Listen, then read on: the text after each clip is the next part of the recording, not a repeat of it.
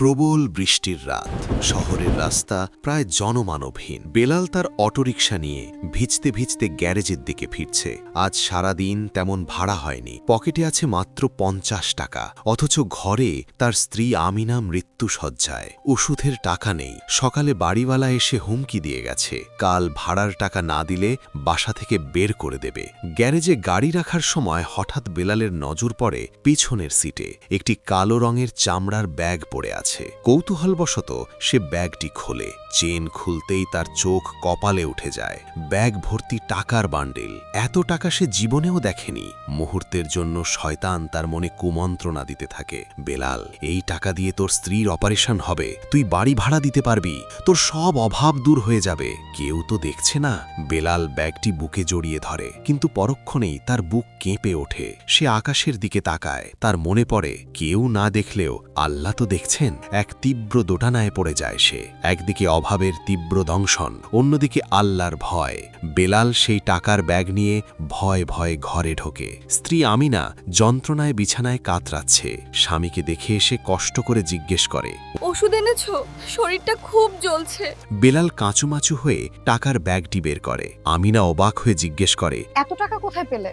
বেলাল সব খুলে বলে। সব শুনে অসুস্থ আমিনা শক্ত হয়ে উঠে বসে। সে বেলালের হাত ধরে বলে, হারাম টাকা দিয়ে চিকিৎসা করে আমাকে জাহান্নামে পাঠিও না। আমরা না খেয়ে মরবো, কিন্তু আমানত খেয়ানত করব না। যার টাকা তাকে ফেরত দিয়ে এসো। স্ত্রীর কথায় বেলালের ঈমান মজবুত হয়। কিন্তু পরদিন সকালেই বাড়িওয়ালা এসে চিৎকার শুরু করে, আজই ভাড়া দিবি, না হলে ঘাড় ধাক্কা দিয়ে বের করে দেব। বেলাল তার পায়ে ধরে একটু সময় চায়, কিন্তু বাড়িওয়ালা তাকে চরম অপমান করে চলে যায়। ডাক্তারও জানিয়ে দিয়েছে, বিকেলের মধ্যে অপারেশন না করলে আমিনাকে বাঁচানো কঠিন। তবুও বেলাল সিদ্ধান্ত নেয় সে আমানত খেয়ানত করবে না। চোখের পানি মুছতে মুছতে সে ব্যাগটি নিয়ে মালিককে খুঁজতে বেরোয়। বেলাল সেই এলাকায় যায় যেখানে সে গতরাতে শেষ যাত্রী নামিয়েছিল। দোকানদার, পথচারী অনেকেই তাকে দেখে হাসাহাসি করে, কেউ বা চোর সন্দেহে তাড়িয়ে দেয়। অনেক খোঁজাখুঁজির পর সে জানতে পারে শহরের বিশিষ্ট ব্যবসায়ী হাজি সাহেবের একটি ব্যাগ হারিয়েছে এবং তিনি থানায় জিডি করেছেন। বেলাল দ্রুত হাজি সাহেবের আলিশান বাড়ির গেটে যায়, কিন্তু গেটের দারোয়ান তার জীর্ণ পোশাক দেখে তাকে ভিক্ষুক মনে করে।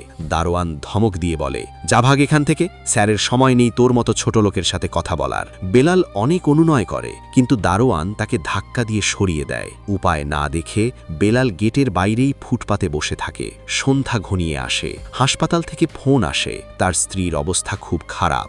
বেলাল আকাশের দিকে তাকিয়ে নীরবে কাঁদে। সে কি ফিরে যাবে, নাকি মালিকের আমানত বুঝিয়ে দেওয়া পর্যন্ত অপেক্ষা করবে? অবশেষে হাজি সাহেবের গাড়ি গেট দিয়ে বের হয়। বেলাল জীবনের ঝুঁকি নিয়ে দৌড়ে গাড়ির সামনে দাঁড়ায়। বেলাল কাঁপতে কাঁপতে ব্যাগটি বাড়িয়ে ধরে বলে, স্যার, রাগ করবেন না, কাল রাতে আমার অটোতে আপনি এই ব্যাগটা ফেলে গিয়েছিলেন, এই নিন আপনার আমানত। হাজি সাহেব ব্যাগ খুলে টাকাগুলো দেখেন। সব ঠিক আছে, কিন্তু তিনি কোনো হাসি দিলেন না, বরং গম্ভীর মুখে বললেন, টাকা তো ঠিকই আছে, ফেরত দিতে এত দেরি হলো কেন? নিশ্চয়ই কোনো মতলব আছে। তিনি বেলালকে কোনো পুরস্কার বা বকশিস দিলেন না, শুধু ব্যাগটা নিয়ে গাড়িতে উঠে চলে গেলেন। বেলাল হতভম্ব হয়ে দাঁড়িয়ে রইল। সে ভেবেছিল হাজি সাহেব হয়তো খুশি হয়ে কিছু সাহায্য করবেন, যা দিয়ে সে স্ত্রীর চিকিৎসা করাবে। সে শূন্য হাতে ভাঙা মন নিয়ে হাসপাতালের দিকে হেঁটে চলেছে। হাসপাতালে পৌঁছলে ডাক্তার জানায়, টাকা জমা দেননি, আমরা অপারেশন শুরু করতে পারিনি। বেলাল ফ্লোরে বসে পড়ে। তার মনে প্রশ্ন জাগে, সততার কি এই প্রতিদান? বেলাল যখন হতাশ হয়ে ফ্লোরে বসে কাঁদছে, হঠাৎ হাসপাতালের করিডোরে দ্রুত পায়ের শব্দ শোনা যায়। তাকিয়ে দেখে হাজি সাহেব এবং হাসপাতালের ডিরেক্টর দৌড়ে আসছেন। হাজি সাহেব এসেই বেলালের সামনে দাঁড়িয়ে তাকে বুকে জড়িয়ে ধরেন। তিনি বলেন, ভাই, আমাকে মাফ করে দাও, আমি তোমাকে পরীক্ষা করছিলাম।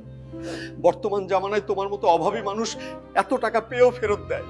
এটা আমি বিশ্বাস করতে পারছিলাম না, তাই আমি দেখতে চেয়েছিলাম বকশিস না পেলে তুমি কি করো। আমি সিসিটিভি ফুটেজ দেখেছি, তুমি কতক্ষণ আমার গেটে অপেক্ষা করেছ। হাজি সাহেব ঘোষণা দেন, তোমার স্ত্রীর চিকিৎসার সমস্ত খরচ আমি বহন করব।